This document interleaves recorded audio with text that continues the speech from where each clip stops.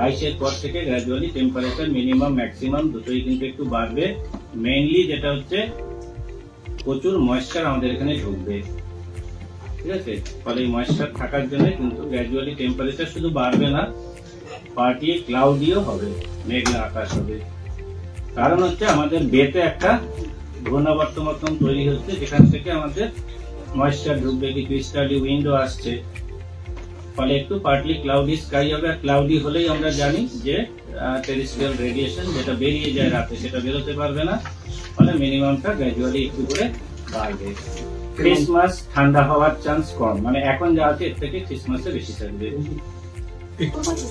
Minimum 17তে পৌঁছে যেতে পারে ক্রিসমাস।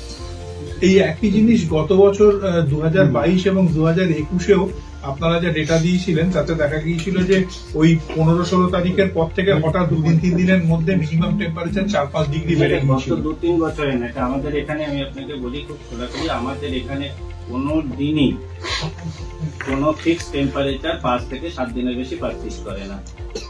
মিনিমাম টেম্পারেচার এরকম নয় যে 15 ডিগ্রি করে 15 দিন ধরে চলবে, হবে না। তার কারণ আমাদের winter is sandwiched between western disturbance from the top and system in the bay.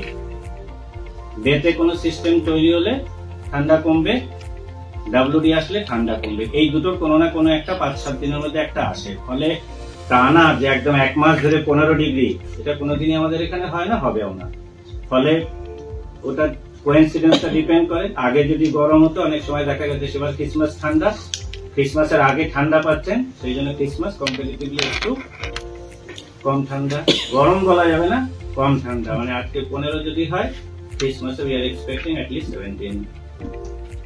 একটা এক্সট্রা ট্রপিক্যাল সাইক্লোন যেটা আমাদের আটলান্টিক থেকে দেখবেন একদম সিধা ওয়েস্ট টু ইস্ট মুভ করে আফগানিস্তান, ইরান হয়ে আমাদের মেইনলি জম্মু কাশ্মীরের যে স্নোফলটা দেখতে পান সেটা হচ্ছে ওয়েস্টার্ন ডিস্টারবেন্স, হিমাচল হয়ে এটা যায় একদম অরুণাচল অব্দি। এবার এটাতে কি হয়, একটা ট্রাফ থাকে আপার এয়ারে, যেটা বলছিল নিম্নচাপ অক্ষরেখা। এই ট্রাফের ডেপথ যদি খুব বেশি থাকে, ধরুন ম্যাক্সিমাম দেখা যায় বিহার অব্দি নামে, তো দেখবেন বিহারে ভয়ঙ্কর কুয়াশা হয় ইত্যাদি হয়। এবার এটা যদি কোনো সময় আমাদের স্টেটের অব্দি নেমে যায়, সরস্বতী পুজোর সময় আমরা যে একটা বৃষ্টি পাই, ছোটবেলায় মনে আছে কিনা, সরস্বতী পুজোর সময় একটা, সেই বৃষ্টি বা শীতকালে যে বৃষ্টিটা আমরা পাই, that is mainly because of the western disturbance.